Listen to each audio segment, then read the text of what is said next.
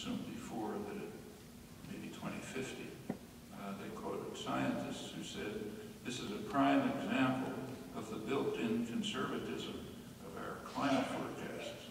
As dire the warnings are about the long-term consequences of heat-trapping emissions, many of us fear that they may still be underestimating the speed and severity of the impending changes." Actually, there's a climate change study program at MIT where I am. They've been warning about this for years and repeatedly have been proven right.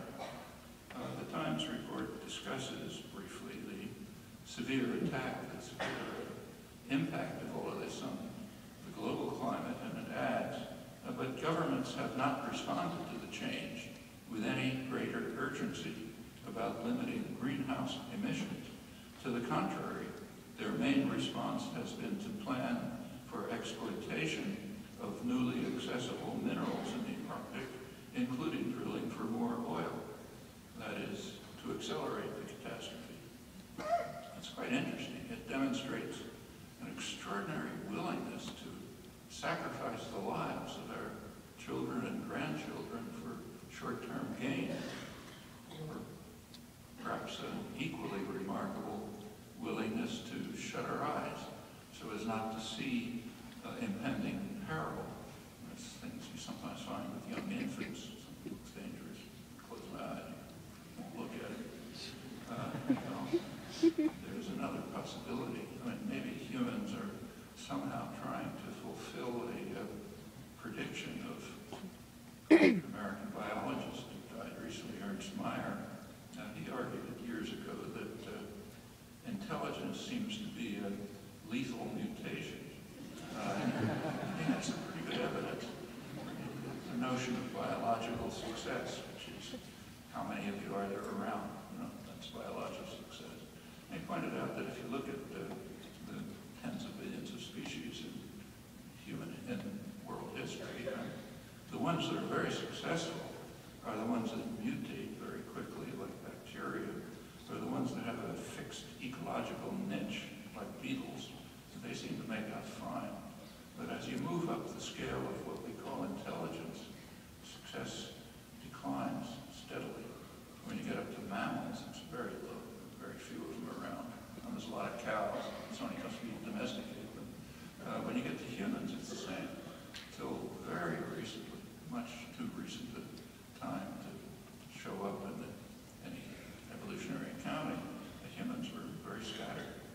There were plenty of other hominids, but they disappeared, probably because humans exterminated them, but nobody knows for sure. Anyhow, maybe we're trying to show that humans just fit into the general pattern. We can exterminate ourselves too. The rest of the world with us. We're hell-bent on it right now. Well, let's turn to the elections. Both political parties demand that we make the problem worse. In 2008, both party platforms devoted some space to how the government should address climate change. Today, in the Republican platform, the issues essentially disappeared. But the platform does demand that Congress take quick action to prevent the Environmental Protection Agency from regulating greenhouse gases. So let's make sure to make it work. And it also demands that we open the Alaska's Arctic refuge to drilling, quoting now, in order to take advantage of all of our American God-given resources. On environmental policy, the program says we must restore scientific integrity to our public research institutions and remove political incentives from publicly funded research. Oh, that's a code word for climate science. Stop funding climate science. Romney himself says there's no scientific consensus, so we should support more debate and investigation within the scientific community, but no action except to act to make the problems worse. Well, what about the Democrats? They concede that there's a problem and advocate that we should work toward an agreement to set emissions limits in unison